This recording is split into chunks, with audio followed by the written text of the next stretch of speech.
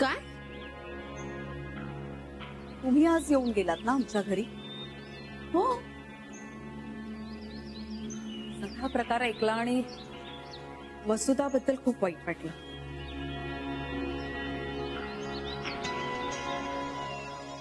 मनापासून. आणि म्हटलं की काहीतरी चुकतंय. म्हणजे चुकलंय. मी काय बोलताय मला कळत नाही. कळेल, सगळं कळेल. म्हणजे मला या कथेत म्हणजे वसुधाच्या कथेत काहीतरी पाणी मुरतंय असं वाटत होतं. म्हणून मी खोदून खोदून सगळ्या प्रश्नांची उत्तरं मिळवायचा खूप प्रयत्न केला. आणि जे काही समोर आलं ते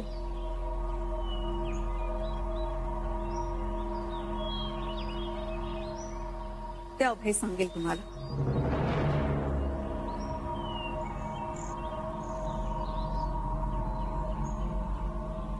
अभय, अभय, आत ये ना.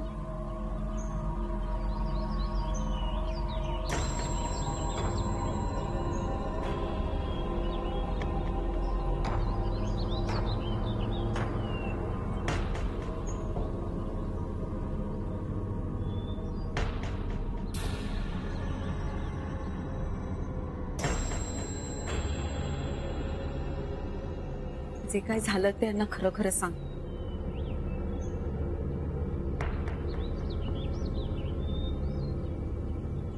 सांग ना काय झालंय ते. तुला सांगितलं ना, माझी चूक झाली. पण चूक तुझी झाली, पण त्याची शिक्षा त्या बिचारा वसुधानं भोगली ना.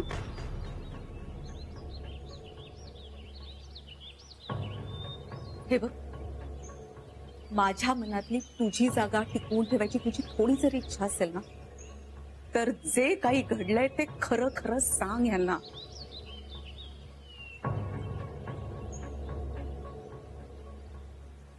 एक मिनिट, एक मिनिट. आमचा गोंधळ होतो. तो जे काही सांगायचे प्लीज क्लिअरली सांगा.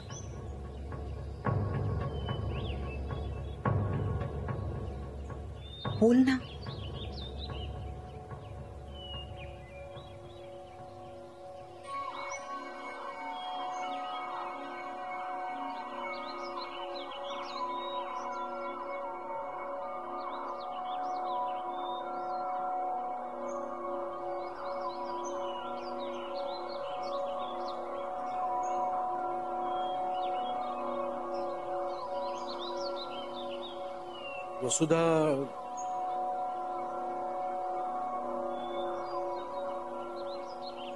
वसुधाची आणि माझी पहिली भेट झाली ती तिच्या बँकेत.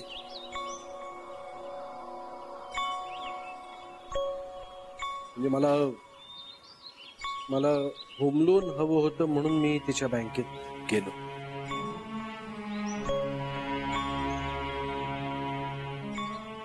सुंदर, विलक्षण आवाज, अत्यंत हेल्पफुल. मला पाहता क्षणीच ती आवडली.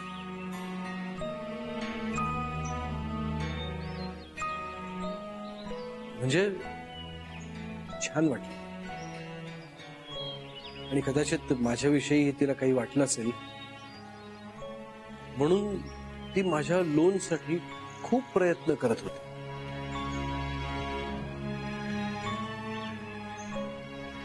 म्हणजे आमचा वाडा तसा भक्कम होता, पण तरी सुद्धा नवीन जागेत शिफ्ट होण्याची माझी खूप खूप इच्छा होती. पण माझ्या डॉक्युमेंट्स मध्ये काहीतरी इश्यूज होते म्हणून मला कुठूनच लोन मिळत नव्हतं. पण वसुधा मात्र माझ्या लोनसाठी खूप झटत. ते पाहून तिच्याविषयी जिव्हाळा वाटला आणि अशी आशा वाटली की ही मला नक्की लोन मिळवून देईल. म्हणून मी तिच्याशी मैत्री वाढवली, तिला भेटत राहिलो, तिच्याशी बोलायला सुरुवात केली.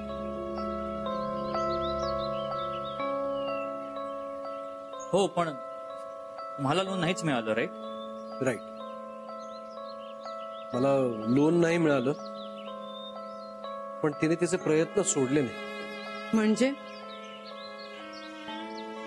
म्हणजे माझं लोन सँक्शन होत नाहीये म्हटल्यावर तिने स्वतः तिच्या नावावर लोन घेतलं माझ्यासाठी.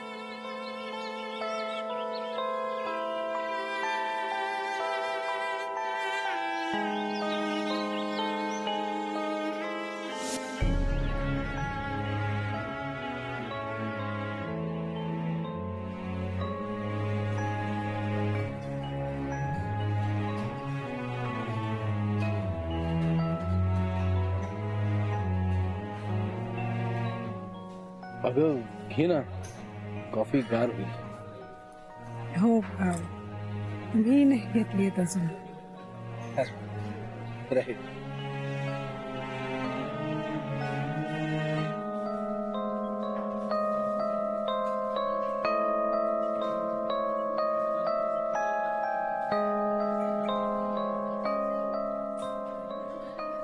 I am sorry. सॉरी कशाबद्दल? तुम्हाला बँकेतून लोन नाही मिळू शकलं ना म्हणून. का चल चल, मला लोन नाही मिळालं यात तुझी काय चूक आहे? आणि इतकं केलंस तू माझ्यासाठी, दुसरं कोणी असतं तर इतकं एंटरटेनही केलं नसतं मला. हो असं काही नाहीये. काय म्हणताय तुम्ही? खरंच बघ ना, आता मी तुझ्या मॅनेजरकडे गेलो, त्याने कुठे मला एंटरटेन केलं, सरळ सांगितलं नाही मिळणार म्हणून आणि सोडून दिलं विषय. आणि मला तर जाऊ दे ना, नको तोच तोच विषय आणि तोच तोच विचार, त्रास होतो.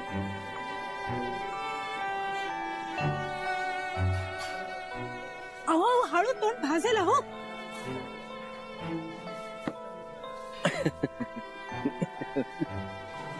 काय केवढी ही काळजी. अगं 20 मिनिटं झाली ती कॉफी येऊन, आता त्या हॉट कॉफीची कोल्ड कॉफी झाली बघ. माझ्या लक्षातच नाही आलं. आहे ना.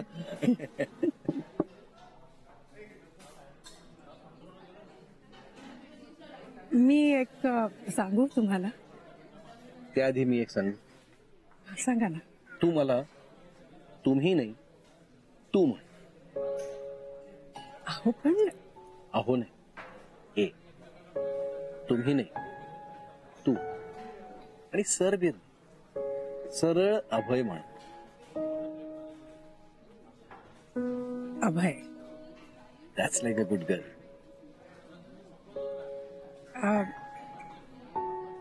ऍक्च्युली तुम्हाला म्हणजे तुला बँकेतून लोन नाही मिळू शकत, पण मला मिळू शकतं. म्हणजे मी एम्प्लॉई आहे ना, म्हणून मला लोन मिळू शकतं आणि त्यात परत बेनिफिट्स पण मिळतात. आणि मला काही लोनची गरज नाहीये, म्हणजे इतक्यात तरी नक्कीच नकोय मला लोन. तर मी विचार करत होते की म्हणजे तुला जितकं लोन पाहिजे तितकं मी घेते आणि मग माझ्या वतीनं तू हप्ते फेडत जा त्याचे. नाही नाही, असं तर शक्य आहे का नाही? म्हणजे बँकेने तुला लोन एवढ्यासाठी नाही दिलंय की त्यांना असं वाटतंय तू लोनचे पैसे नाही फेडू शकत. पण तुला असं वाटतंय का? अजिबातच नाही, मी फेडू शकेन लोन. उत्तम.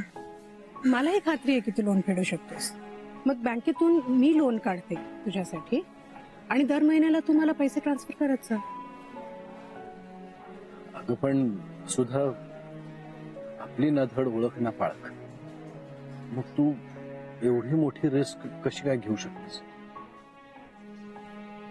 एका क्षणात आपण सगळ्या फॉर्मॅलिटीज सोडून अरे तुरेपर्यंत पोहोचलो ना, तशीच नीट ओळखही होईल आणि मला चांगलं वाईट सगळं कळतं. आणि आपला माणूस मला नक्कीच ओळखता येतो.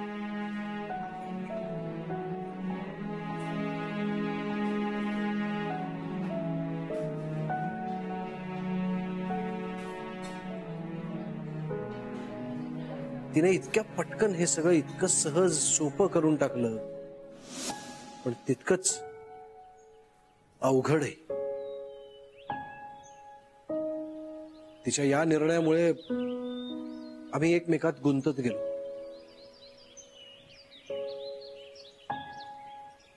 आमच्या भेटीगाठी वाढल्या, त्यात मी तिचा विश्वास कमावला आणि प्रेमही.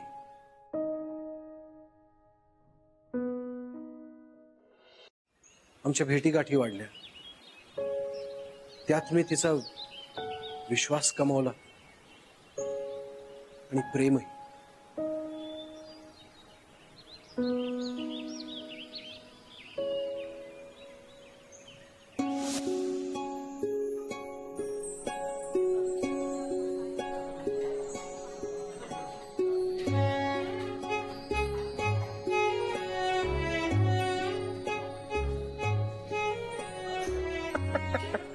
काय झालं? काय?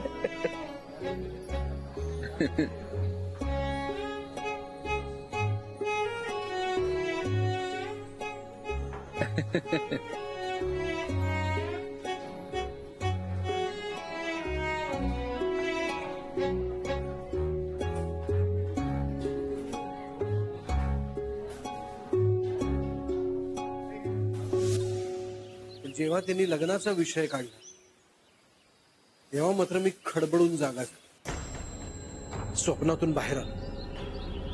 त्यानंतर ती सतत मला लग्नाविषयी विचारत होती, स्वप्न रंगवत होती.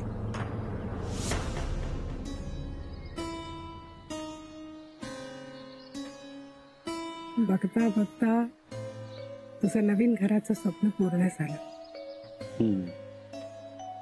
आणि ते स्वप्न बघताना आपण अनेक स्वप्न पाहिलं. मी खरं सांगू, मला याला कधीच वाटलं नव्हतं की तुझ्यासारखा कोणतरी माझ्या आयुष्यात येईल.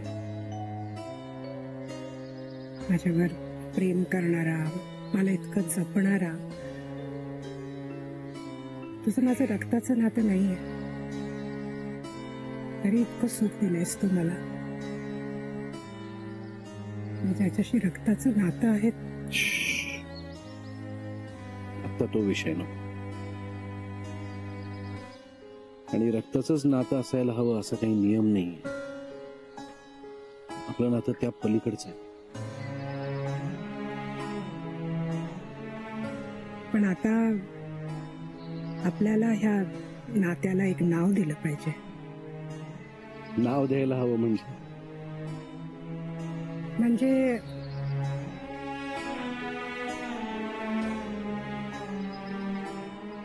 आपण लग्न करायला हवं.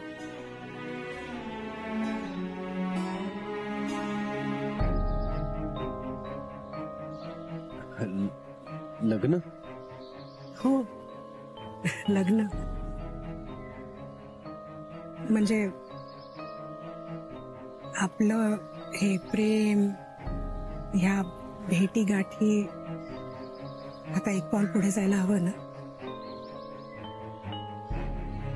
हो, पण हे बघ, आज ना उद्या आपण ह्या गोष्टीचा विचार करणार होतोच, म्हणजे आहोतच. तर मग आता का नाही? आणि आपल्या दोघांच्याही नोकरी उत्तम चालू आहे. आता एक हक्काचं घरही आहे. तर मग वर्षभरात वसू, हे बघ, मला आहे ना घाई नाहीये. म्हणजे तू वेळ घे, विचार कर. मी फक्त जे मनात आलं ते सांगितलं. कारण मला आता तुझ्या सोबत राहायचंय सतत, कायमच.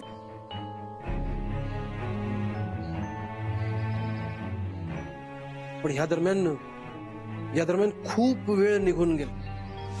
मी माझी दुसरी बाजू तिला सांगूच शकलो नाही की माझं लग्न झालंय, मला 2 मुलं आहेत.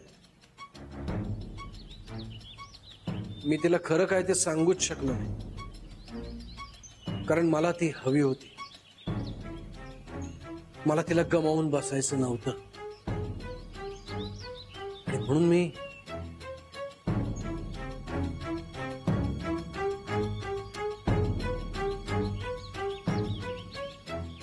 काय अभय, वळू का आता? हो. अरे हे काय, हे काय? असं काय करतेस वसू? अगं तूच म्हणाली होतीस ना आपण लग्न करूया. झालं लग्न.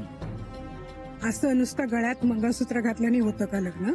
वसू, हे काळे मणीच खरं तर नवरा बायकोच्या नात्याची खरी साक्ष आहे, खरी ओळख आहे.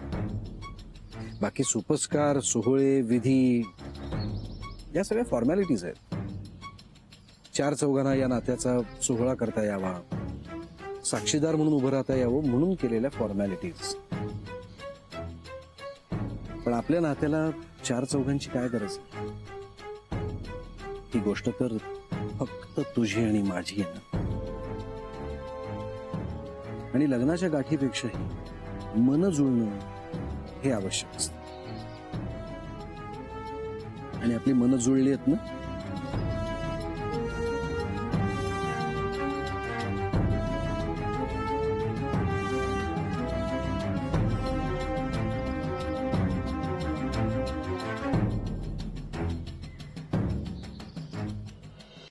मी आजचं मरण उद्यावर ढकलत होतो, वेळ मारून नेत होतो. सत्य जितकं दाबून ठेवण्याचा प्रयत्न मी करत होतो तितकंच ते जोरात उफाळून येत होतं. आणि एक दिवस जे मी टाळत होतो तेच घडले.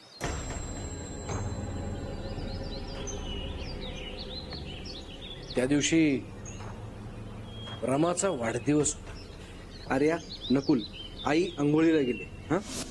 शंकरने हे इस्त्री करून आणून दिलेले कपडे आहेत ना, ह्यामध्येच आईची नवी साडी आहे. ती मी आतमध्ये कपाटात लपवून ठेवतो. तोपर्यंत तुम्ही वाघ काका आणि इतर शेजाऱ्यांना जाऊन सांगून या की संध्याकाळी आपल्या घरी यायचं. पण बाबा, आम्ही आमचं काम कधीच केलंय. हो, वाघ काका आईच्या आवडीची फुलं घेऊन येणार आहेत. बेस्ट. पण संध्याकाळी आईला आईस्क्रीम आणायला पाठवायचं हे लक्षात ठेवा, नाही तर वाघ काका आधीच येतील आणि सगळा प्लॅन फ्लॉप. पण तुम्ही पण तुमचं काम करून घे ना बाबा. जा लवकर. हो, जातोय. अगाऊ. चल चल चल लवकर चल. अरे, ते फुग्यांचं पाकिट कुठे ठेवलंस? तू मगाशी टेबला आठवलास नाही का? अरे हा हा.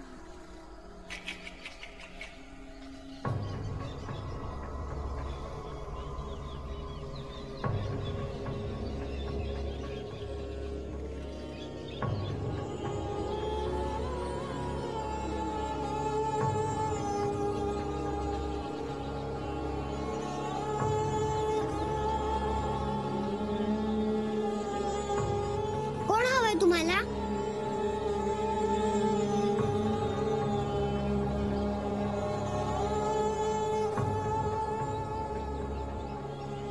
पोद्दार.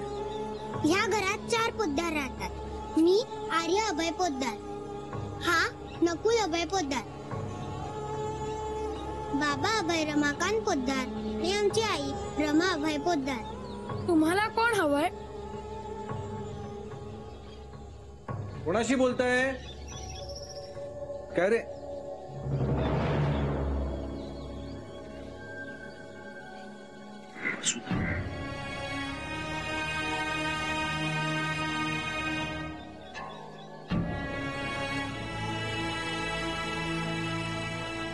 का वागलास असं?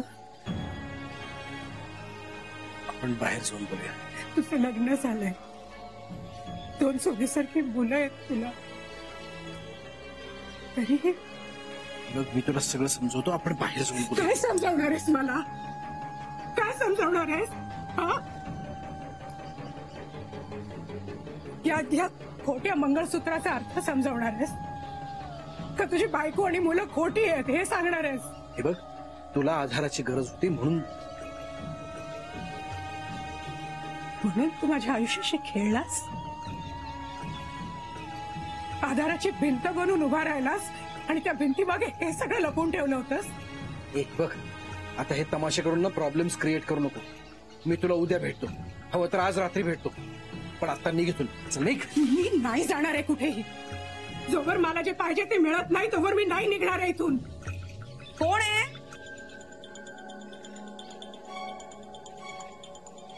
काय झालं? कोण आहे त्या? अगं मी बायको आहे याची.